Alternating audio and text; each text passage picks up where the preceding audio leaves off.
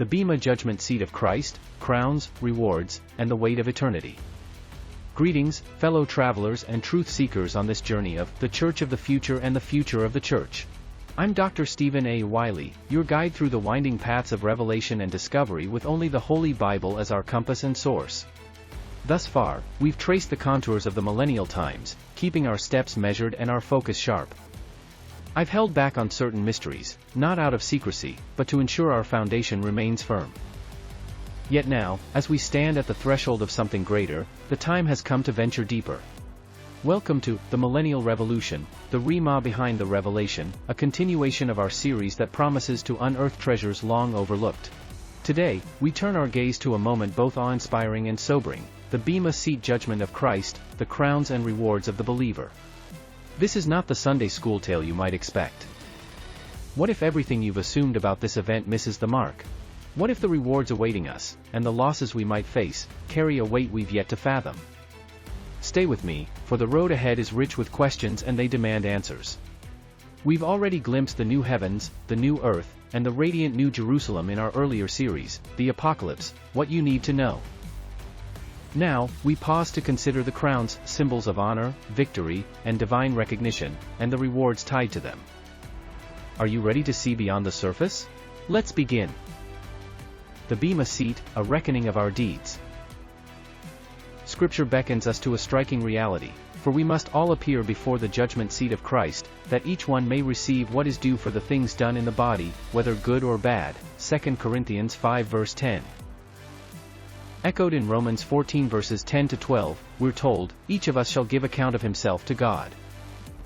Exactly, who is this referring to? The sinner, or the saint? Or could it be a declaration of the just and righteous nature of our holy God, and is referring to both the sinner and the saint, although in different applications and with very different end results? This is no judgment of salvation, your decision has already secured that, Ephesians 2 verses 8 to 9. Instead, it's an evaluation of our works, a moment where faithfulness, service, and obedience are laid bare. Imagine standing before Christ, the one who sees all. What will he see in the tapestry of your life? This judgment is personal, each one suggests that no one escapes the spotlight. But what does it mean to be judged not for eternal destiny, but for eternal reward? Could there be a purpose in your smallest acts that echoes into eternity? Will it be a private encounter, or a public unveiling? Is this judgment a quiet exchange between you and Christ, or does it unfold before a watching cosmos? Scripture offers hints of both. Romans 14 verse 12 speaks of personal accountability, while 1 Corinthians 4 verse 5 promises that he will bring to light the hidden things of darkness and reveal the counsels of the hearts. What will this be? A one-on-one reckoning where even your unspoken motives are now illuminated? Yet, there's another layer. Each one's work will become clear, declares 1 Corinthians 3 verse 13, as fire tests its worth.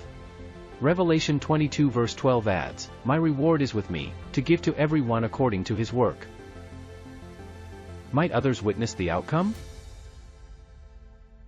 In Matthew 25 verse 21, the Master's, "Well done, good and faithful servant," rings with a tone of public honor. What would it feel like to have your faithfulness declared, or your missed opportunities exposed, before the assembly of eternity? Does the thought comfort you, or unsettle you? But, there is another consideration worth mentioning. Only the deeds done for him will remain, and anything done in sin will have been covered and washed clean by the blood of the Lamb.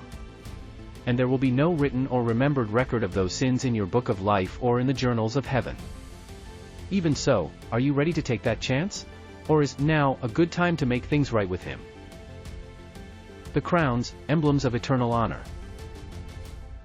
At the heart of this judgment lie the crowns, tangible tokens of divine approval. They are not mere ornaments but declarations of a life well lived. Consider these 5, each a story of its own. The incorruptible crown, 1 Corinthians 9 verse 25, a victor's prize for those who master themselves, resisting sin's pull with relentless discipline. What battles are you fighting today that might one day crown you? The crown of righteousness, 2 Timothy 4 verse 8, bestowed on those who ache for Christ's return, their eyes fixed on eternity. Do you live with a longing for him, or has the world dimmed your hope? The crown of life, James 1 verse 12 and Revelation 2 verse 10, a martyr's reward for enduring trials, even unto death. What hardships are shaping you for this honor? The crown of glory, 1 Peter 5 verse 4, given to shepherds who guide God's flock with care. If you lead others, how will your stewardship be weighed? The crown of rejoicing, 1 Thessalonians 2 verse 19, the soul winner's joy, earned by drawing others to Christ. Who might stand with you because of your witness?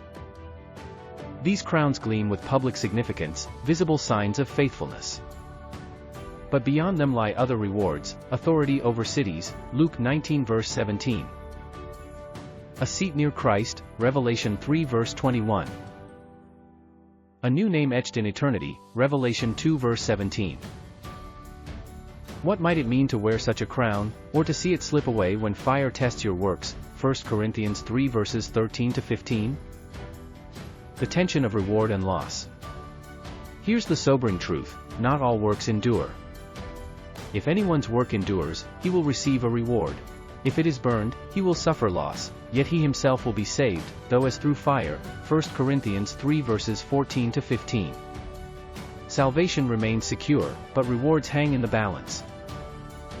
What will you have to present to Christ, gold and silver forged for his glory? Or wood and straw consumed by flame? The judgment blends intimacy and exposure, a private account, perhaps, with public echoes. This isn't about shame, eternal joy awaits, Revelation 21 verse 4. Instead, it's about honoring what lasts. Could the pain of lost reward stir us now to live differently? What might you change today to ensure your offering stands the test of time? Preparing for the day, a call to reflect. How do we ready ourselves for this moment? Scripture urges faithfulness in the small, Matthew 25 verse 21. Building with eternal materials, 1 Corinthians 3 verses 12 to 14. Enduring trials, James 1 verse 12. Sharing the gospel, Matthew 28 verse 19. And serving selflessly, Mark 9 verse 41. Every choice counts. Every sacrifice matters. Ask yourself, are you running a race worth winning? Does your life reflect a pursuit of fleeting applause or enduring glory? The crowns await those who press on, but they're not handed out lightly. What might Christ say to you when your turn comes? Final reflections, a journey worth continuing. The Bema Seat is not distant theology, it's a mirror to our souls and a beacon for our steps. It's not about fear, but about the thrill of hearing, "Well done." Picture that moment, when Christ, the righteous judge, places a crown upon your head. What will that honor feel like after a lifetime of striving? Or will you stand, saved yet singed by the flames, wishing you'd given more? This is but one chapter in our unfolding story. The Millennial Revolution beckons. Will you walk with us as we uncover more? If the crowns stir your spirit, if the questions linger in your mind, join us again. Together, let's chase the truths that shape eternity.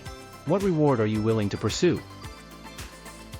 Remember, this day of judgment is your day of rewards. And it will happen after the rapture but before the second coming of Christ. This is important to think about, because in this timeline, immediately after the rapture of the church we will be going to the marriage supper of the Lamb. Somewhere along this timeline, and it is not clear if the crowns and rewards will be handed out before or during the celebration. It is after the celebration that the glorified, and now crowned, saints will be returning with the Lord of hosts back to the earth to end the times of tribulation and to begin the millennial reign of Christ. Remember that crowns are recognition of faithfulness and service on the earth. And, when we return with Jesus, they will be signs of our authority in the kingdom as we rule and reign with Him. And who knows? These crowns and rewards may provide us access into special areas on not only the earth but in the New Jerusalem as well. Will every believer receive a crown? Or a reward? Or rule over a city? Or will they simply be content that they made it into heaven? This is up to you. Decide today what you want your tomorrow to look like for all eternity. So, until next time, may the Lord bless you richly, guard over you carefully, guide you clearly, and prosper you greatly as you follow hard after Him. This is where it all starts. With your next steps. If this message has ministered to you, there are some things that you can do that would really help us out, and it won't take much of your time. Please give us a like, it forces the algorithms to let others know about this video.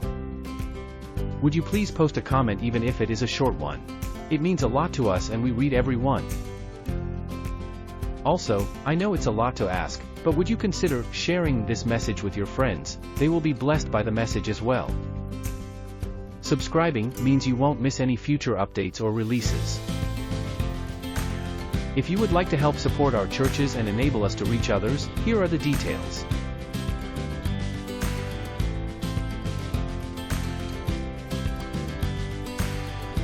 Scanning a QR code is not difficult, but every phone is a bit different and you will just need to figure out your system's way of doing it. Some countries outside of the United States use a different system to transfer funds. If you are familiar with this, you know how easy it is to use. Zelle is the fastest way to send money inside the United States, and it is free to both of us.